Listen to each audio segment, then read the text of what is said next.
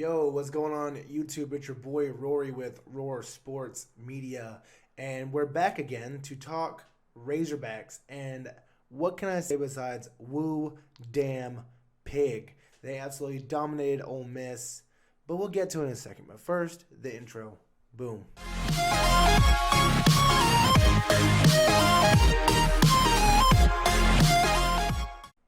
So, with Arkansas's absolute dominance over Ole Miss this week, I just feel like Arkansas is starting to rise in pretty much every category, like just nationally, with their own fan base, with how the team feels.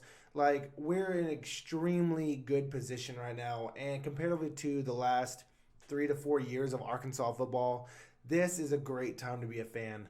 And thank you to College Game Day for absolutely disrespecting us, and no one picked us to win this game. Thank you for that.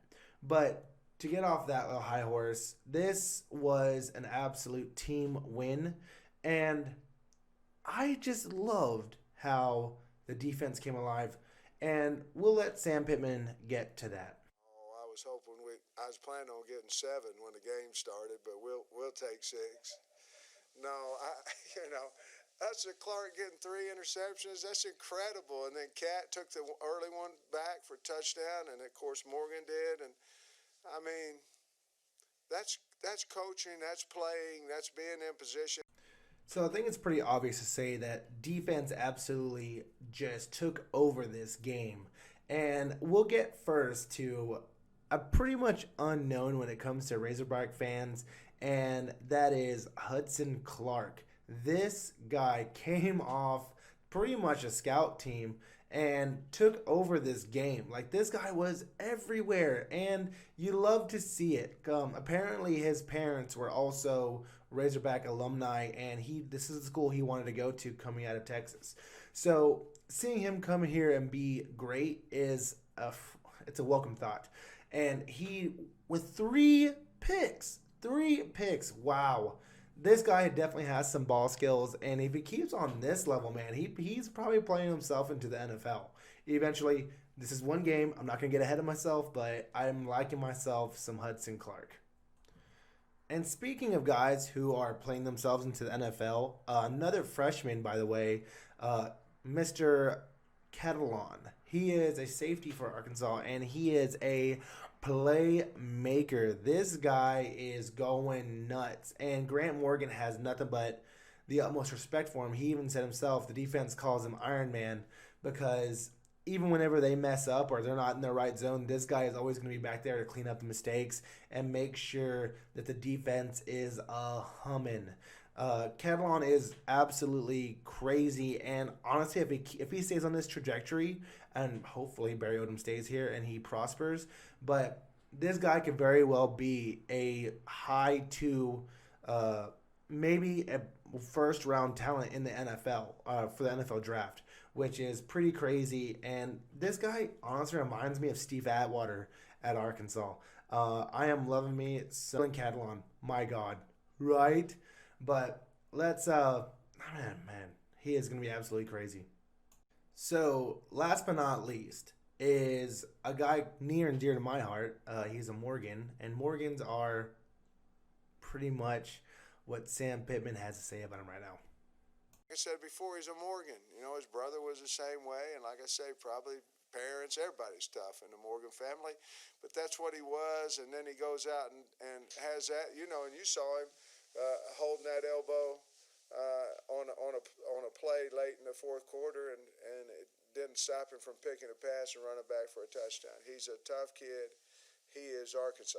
That's what he is. So Grant Morgan is just a guy who loves football and loves the Razorbacks, and I'm really happy to see him prosper in this system. And dude had like 19 tackles in this game. Wow. I honestly believe that the defensive player of the week probably should be Hudson Henry, but Grant Morgan's right there too. And not to mention, he could have had 2 picks. You love to see it. Woo pig. Grant. Jeez Louise. And Drew's going crazy right now. So, staying with the DBs, Greg Brooks is also having a really, really good year. In this game, he had, believe, a pretty massive TFL, and not only that, an interception in the red zone. Greg Brooks is showing out and showing off, and I'm loving seeing it. This guy is, I believe in Mississippi State he had a pick six also. So this guy is also showing out. Like I'm liking me some Greg Brooks, and Arkansas's DBs in general are doing it. They are killing it, man. Barry Odom's got these guys straight killing it, man. And staying with the defense, I'm gonna stay talking about this defensive line because they ran three guys most of the day and they got consistent pressure and movement. Yes, they were gashing the run game, but that was part of the game plan. They made Ole Miss throw the ball into those tight zones.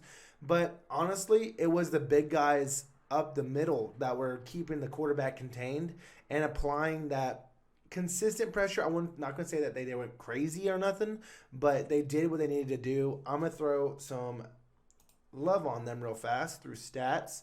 You have Jonathan Marshall, who had 5 total tackles, 3 solo, 2 assisted, and a TFL. By the way, Jonathan Marshall is one of the leading QB pressures in the SEC right now. He's extremely high graded in PFF college. And Julius Coates had 4 total tackles, 2 solos, and 1 sack and 1 TFL. That's pretty crazy.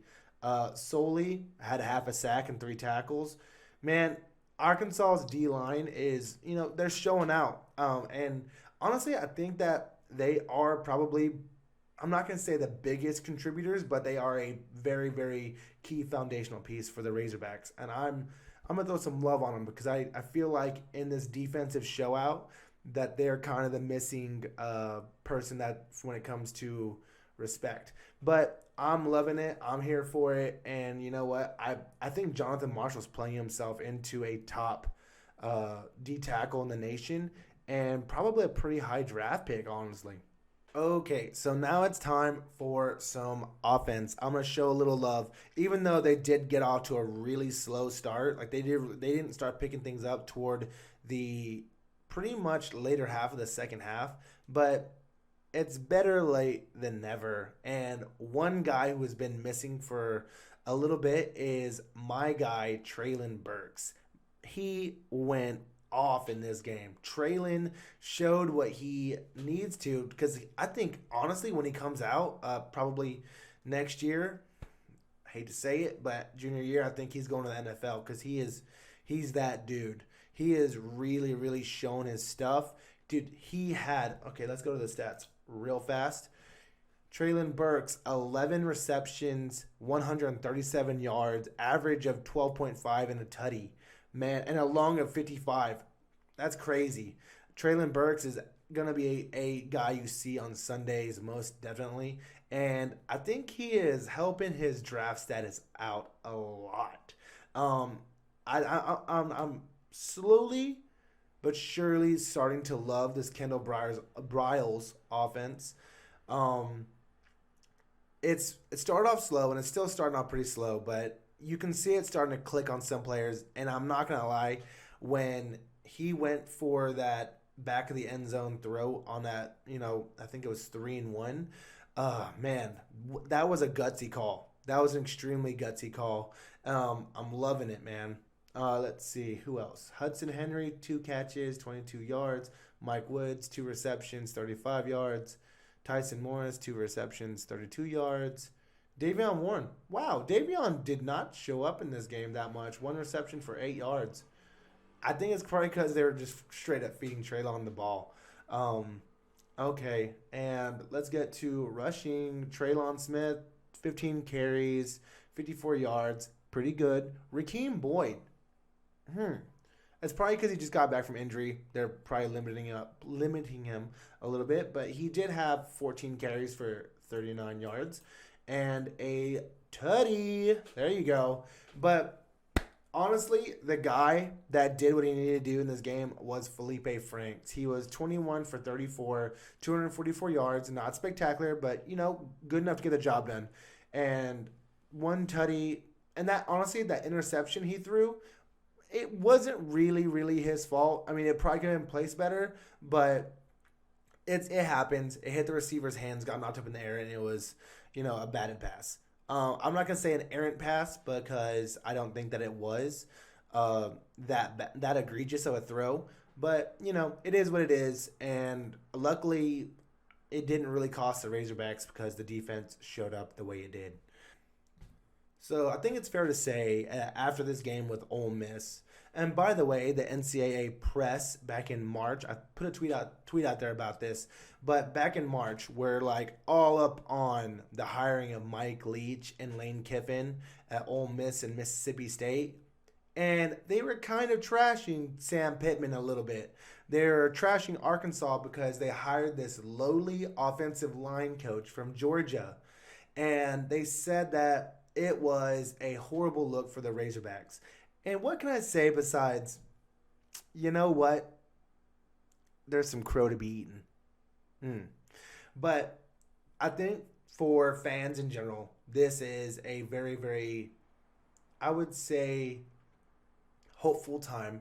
And spirits are definitely more toward the positive sides.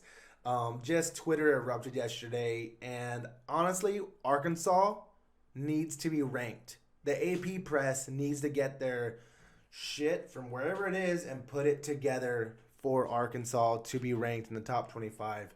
Because after you've seen teams like the Tar Heels and, Notre Dame barely beating Louisville, Arkansas needs to be up there. They should be 3-1 right now, and the only reason they're not is because they got cheated. Let's face it. But you know what? I'm going to let the boys enjoy this one. Sam Pittman, congrats on the first SEC win on our home turf. You know what? And it's good to be a Razorback today. Woo damn pig. Thank you so much. Please like, subscribe, hit the notification bell. Everything helps this channel grow. Thank you for watching, and welcome to the Roar. Peace.